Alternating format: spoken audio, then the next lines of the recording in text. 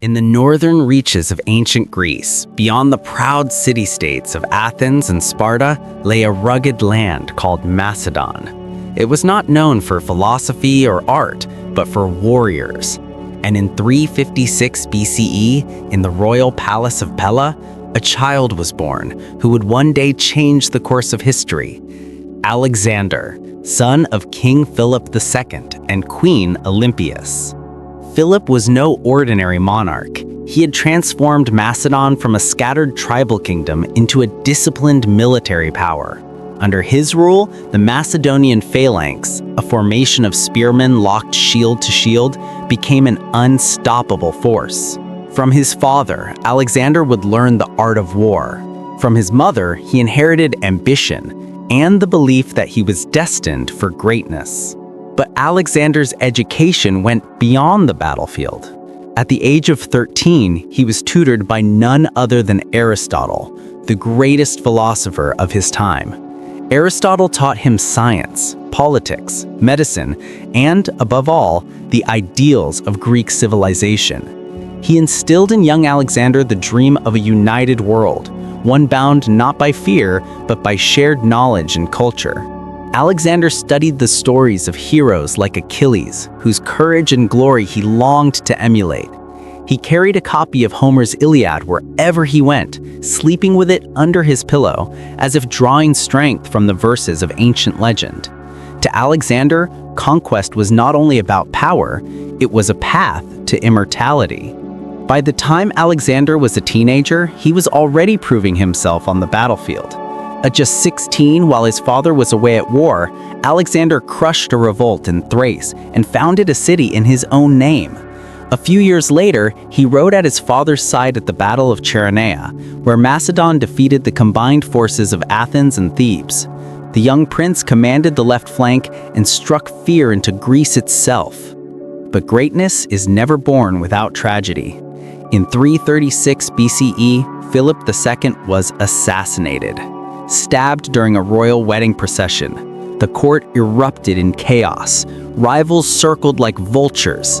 And in that moment, Alexander, only 20 years old, seized the throne. Many doubted him. The Greek city-states rebelled. Barbarians threatened from the north. But Alexander moved with breathtaking speed. He crushed his enemies, secured his borders, and burned the city of Thebes to the ground, making it a warning to all who opposed him. Within a year, Greece was under his command.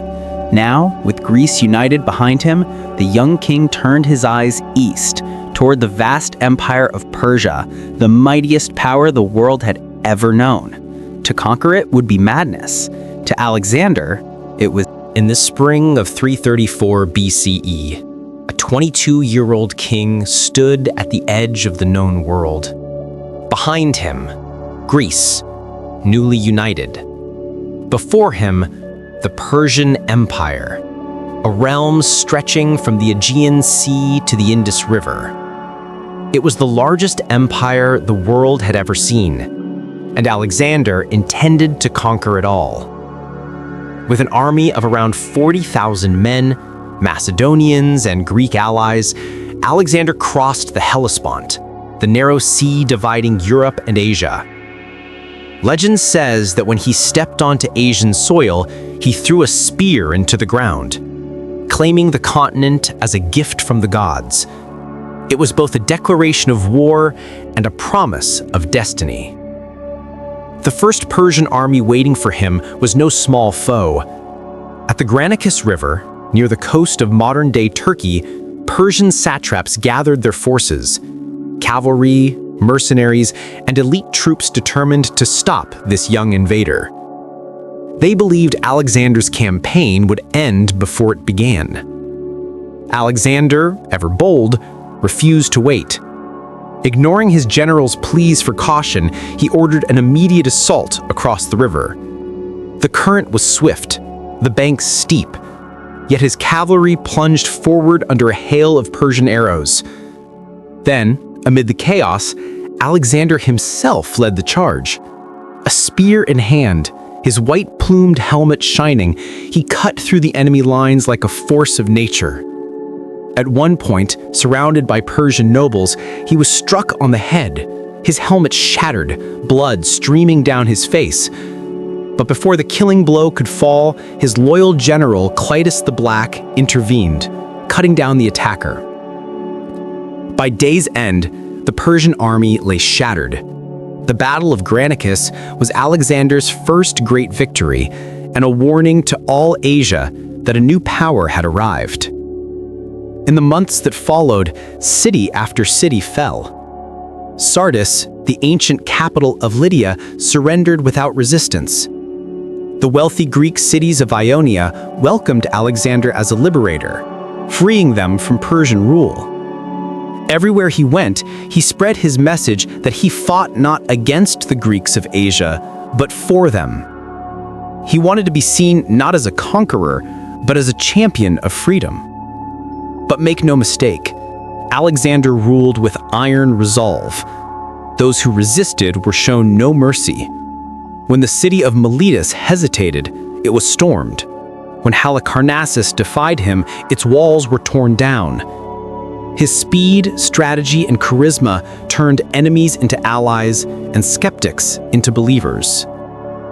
By 333 BCE, Alexander controlled the western edge of Asia Minor. But the heart of Persia and its great king, Darius III, still lay ahead. Darius, at last awakened to the threat, began assembling a massive army.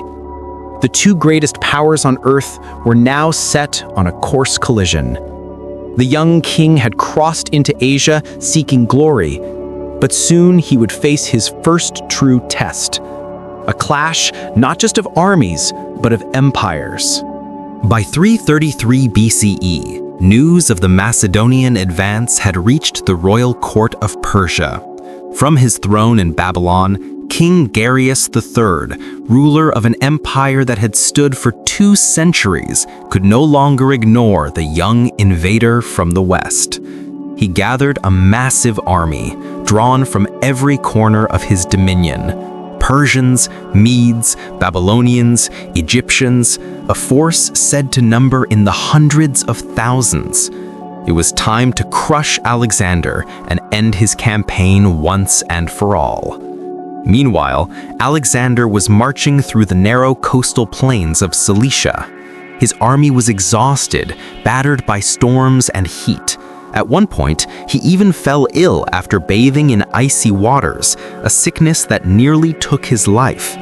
But the young king recovered, and when scouts brought word that Darius himself was approaching, Alexander prepared for battle with renewed fury. The two armies met near the small river of Isis, where the mountains of southern Anatolia meet the sea. It was a cramped, uneven battlefield, disastrous terrain for the vast Persian host, but perfect for the compact, disciplined Macedonian phalanx. That night, Alexander walked among his soldiers. He spoke not as a distant king, but as a comrade, reminding them that tomorrow they would fight not just for conquest, but for immortality. He told them, "The Persians fight for a man. We fight for glory." His words ignited a fire in every heart. As dawn broke, Darius positioned himself in the center of his army, seated on a golden chariot surrounded by his elite guards. Across the field, Alexander took command of the right flank, leading his cavalry. The air trembled with anticipation. Then, with a thunderous cry, the Macedonians charged. The Persians rained arrows and javelins, but the Macedonian line held firm. Alexander's phalanx advanced like a living wall of steel, pikes driving forward, shields locking in perfect rhythm. Then Alexander himself led a daring assault straight toward Darius's position. He saw the Persian king across the chaos and aimed for him like a predator chasing prey. When Darius saw Alexander charging, he faltered. The great king, master of Asia, turned his chariot and fled the battlefield. His retreat sent shockwaves through his army. Panic spread. Tens of thousands of Persians threw down their weapons and ran. The Macedonians pursued until the plain was covered with the fallen. The Battle of Issus was a decisive victory. For the first time, Alexander had defeated Darius himself and captured the royal treasure, Darius's family, and the symbols of Persian power. But in victory, Alexander showed unexpected grace. He treated Darius's captured family with honor, assuring them that the great king was still alive and that they would be safe. It was a gesture that shocked even his enemies, proof that Alexander sought not destruction, but dominion built on respect and legacy. After Issus, the road to the heart of Persia lay open. But first, Alexander turned south, toward the rich coastal cities that supplied the Persian fleet. His next target would be the ancient fortress of Tyre, where he would face one of the most difficult sieges in military history. After his triumph at Issus, Alexander of Macedon marched south along the coast of Phoenicia. His goal was not only victory on land, but control of the sea. To destroy Persia's naval power, he needed to capture its key ports. Most cities surrendered willingly, but one city stood defiant, the island fortress of Tyre.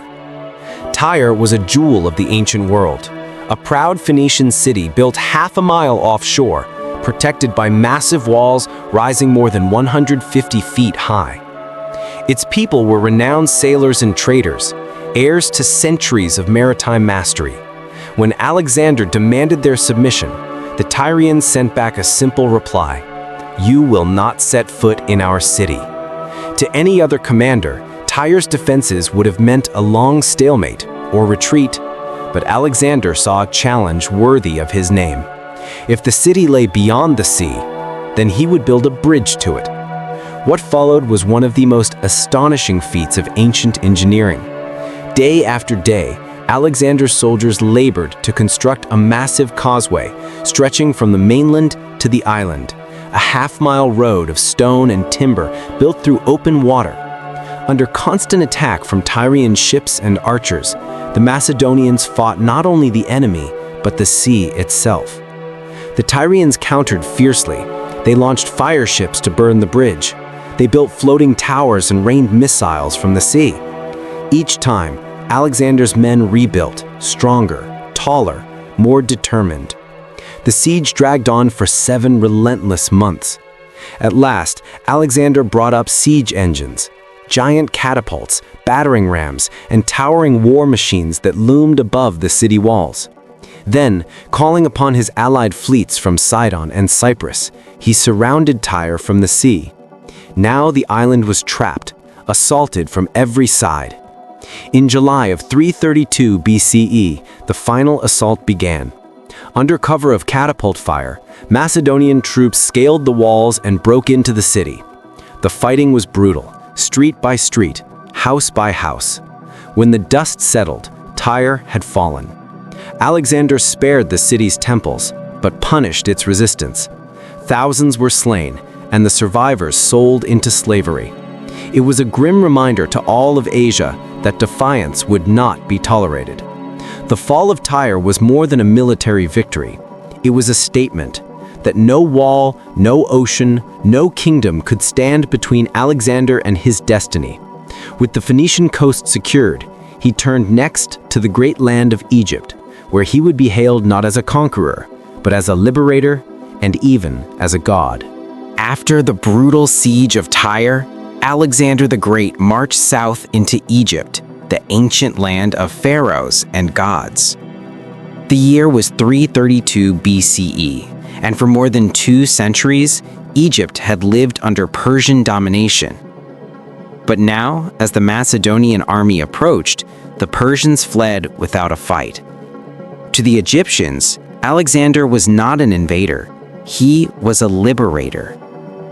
In Memphis, Egypt's ancient capital, Alexander was greeted with open arms. Temples were reopened, offerings were made. And in a grand ceremony, the priests of Ptah crowned him Pharaoh, king of Upper and Lower Egypt. They called him the son of Ammon, the living god of the sun. For Alexander, This was more than a political victory. It was a spiritual awakening. He saw himself not only as a conqueror of nations, but as a bridge between worlds, Greek and Egyptian, mortal and divine. And in the sands of Egypt, he would leave behind one of his greatest legacies. On the shores of the Mediterranean, near the mouth of the Nile, Alexander marked the boundaries of a new city, one that would bear his name, Alexandria. He envisioned it as a crossroads of trade, learning, and culture, where East and West would meet. In time, it would become one of the greatest cities in human history, home to the legendary Library of Alexandria. But Alexander's journey in Egypt was not yet complete. Driven by curiosity, and perhaps by destiny, he set out across the Sahara to the Siwa oasis, home to the sacred oracle of Amun. It was said that only true heroes and gods could reach it. The desert tested his army with heat, thirst, and endless sands. Many believed they would perish. Yet after days of struggle, they reached Siwa, a shimmering oasis hidden among the dunes. There, in the temple of Amun, he entered the inner sanctum alone. No one knows what was said between the young king and the oracle priest, but when he emerged, he was silent and changed. Some say the oracle hailed him as the son of Zeus Amun, divine and destined to rule the world. Others say Alexander himself began to believe it. Whether truth or legend, from that moment onward, his destiny was no longer bound by mortal limits. In Egypt, Alexander had conquered not through war, but by reverence, by embracing the gods, traditions, and hopes of an ancient people. But his ambition reached far beyond the deserts of Africa. Eastward, across the great plains of Mesopotamia, the Persian Empire still awaited him, and its king, Darius III, was preparing for revenge. The time had come for the greatest confrontation of the ancient world, a clash that would decide the fate of Asia itself. It was the autumn of 331 BCE. From the banks of the Tigris River, Alexander the Great looked east across the vast plains of Gaugamela. There, on the open steppe, the Persian king Darius III awaited him, with the mightiest army ever assembled. An empire's fate hung in the balance. Darius had learned from his defeat at Issus. This time, he chose the battlefield himself, a flat plain perfectly suited to his war chariots and overwhelming numbers. More than 200,000 soldiers, cavalry from every corner of the empire, stood beneath the royal banners. Alexander commanded barely 40,000. Yet where Darius had numbers, Alexander had genius. At dawn on October 1st, 331 BCE, Alexander rode along the ranks of his army. He told them this battle would decide everything, not only the conquest of Persia, but the destiny of Greece itself. His men, veterans of years of campaigning, roared in answer. Across the field, Darius watched from his golden chariot, the symbol of an empire about to face its greatest test. The Persians struck first. War chariots armed with spinning blades charged across the field, their wheels cutting through the dust like knives. But Alexander's men had prepared. They opened their ranks at the last moment, letting the chariots pass harmlessly through, then cut down the horses and drivers. As chaos rippled through the Persian lines, Alexander saw his chance. Leading his companion cavalry, he drove hard to the right, drawing Darius's forces out of position. Then, in a flash, he wheeled and plunged straight through the gap toward the Persian center. It was a maneuver so daring, so precise, that it has been studied by generals for over 2,000 years. With his lance lowered, Alexander charged directly at the great king. The sight of the Macedonian wedged a spearhead of flashing armor and roaring men broke the Persian courage. Once again, Darius turned his chariot and fled. his army collapsed around him. The Battle of Gaugamela was not merely a victory. It was the end of an empire. The Persian army was shattered beyond recovery. Alexander pursued Darius into the east, capturing Babylon, Susa, and finally Persepolis, the ceremonial heart of Persia. As he rode into Babylon, the gates were thrown open. Priests, nobles, and citizens bowed to him as their new lord. In the grand halls of Susa, he took possession of the royal treasury, wealth beyond imagination. And in Persepolis, the palace of kings, he stood before the symbol of centuries of Persian power. Some say he ordered it burned in revenge for the Persian invasion of Greece. Others believe the fire began in a moment of drunken excess. Whatever the cause, as the flames devoured the marble columns, Alexander watched in silence. A conqueror who had destroyed the empire he once admired. The world had changed forever.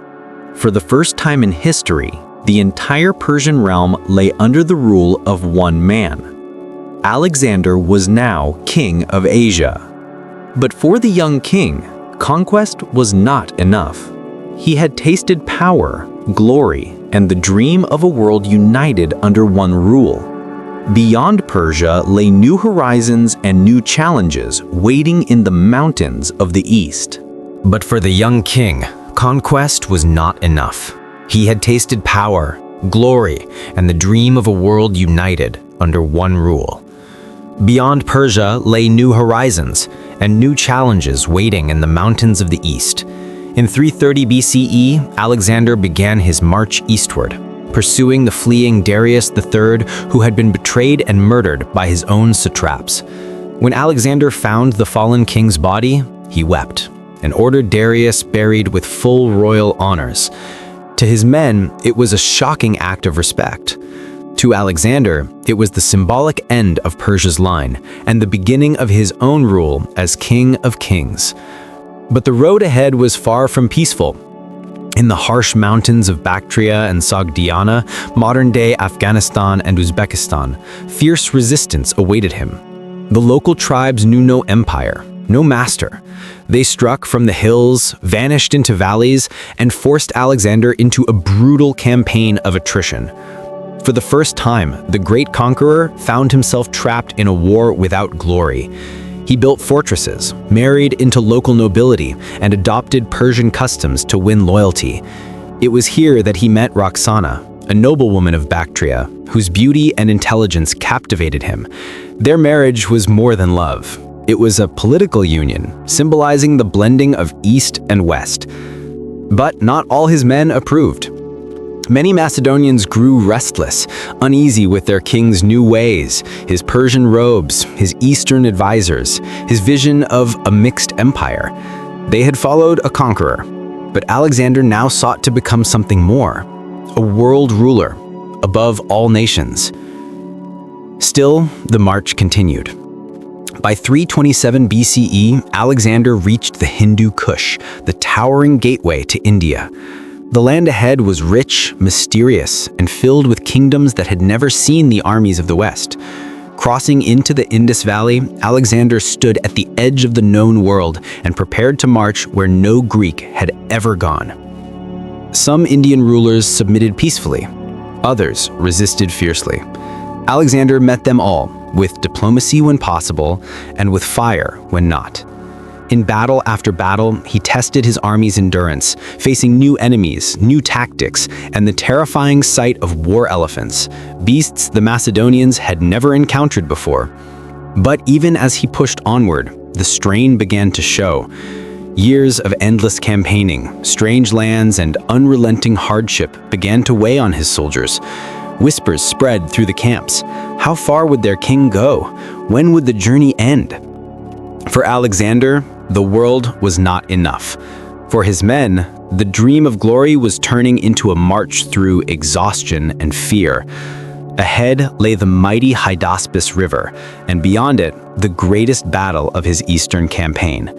The next dawn would bring a new enemy, and a test unlike any Alexander had ever faced before.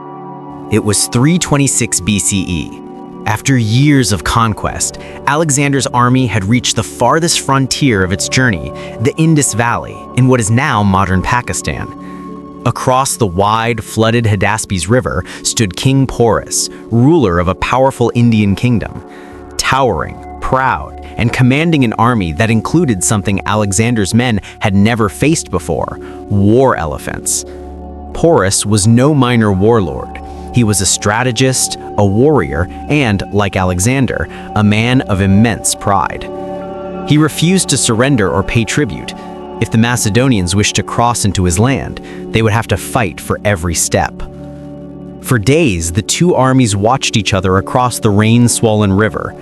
Alexander knew a frontal crossing would be suicide, so in the middle of the night, under the cover of thunder and storm, he led a daring secret maneuver.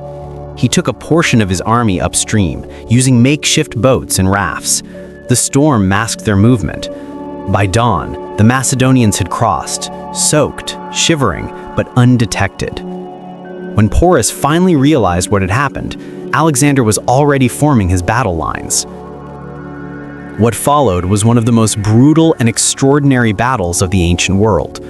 Porus unleashed his war elephants, monstrous creatures with armor, tusks tipped with iron, and towers of archers on their backs. The Macedonians, veterans of countless campaigns, had never seen anything like it. The ground shook, horses panicked, the air filled with screams and the thunder of hooves. But Alexander adapted. He ordered his archers to target the elephants' drivers. His cavalry outflanked Porus's horsemen, striking from the sides while the phalanx advanced with disciplined precision. The battlefield became chaos, elephants rampaging through both armies, crushing friend and foe alike. Amid the storm, Alexander himself charged at the head of his cavalry. He sought out Porus, who fought atop a towering elephant, refusing to yield even as his men fell around him. It was a duel, not just of armies, but of kings. When the battle finally ended, the field was a sea of bodies and shattered weapons. Porus had been defeated, but not broken. When Alexander asked how he wished to be treated, the proud king simply replied, "Like a king." Alexander was moved by his courage. Rather than punish him, he restored Porus to his kingdom and even granted him more territory. In Porus, Alexander had found a worthy opponent, and perhaps a reflection of himself. The Battle of Hydaspes was Alexander's last great victory. It proved his genius, his bravery, and his respect for valor, even in his enemies. But it also revealed the limits of his empire. For the first time, his soldiers refused to march farther east. The rivers of India, they said, were endless, the lands beyond unknown. They longed for home. Alexander stood at the edge of the world he knew and realized that even for him, there were boundaries, not of land, but of will. The dream of endless conquest had carried him farther than any king before him, but now the journey turned westward toward Babylon, toward destiny, and toward the final chapter of his life. In 326 BCE, after years of war, Alexander's army refused to march any farther. They had followed their king across deserts and mountains, through endless battles in foreign lands. But now, at the edge of the unknown, even their loyalty had limits. When Alexander called for another campaign eastward, the soldiers stayed silent. Then, slowly, they began to chant for home. For the first time in his life, Alexander had to accept defeat, not from an enemy, but from his own men. He wept in his tent for days, furious at their refusal. But eventually, he yielded.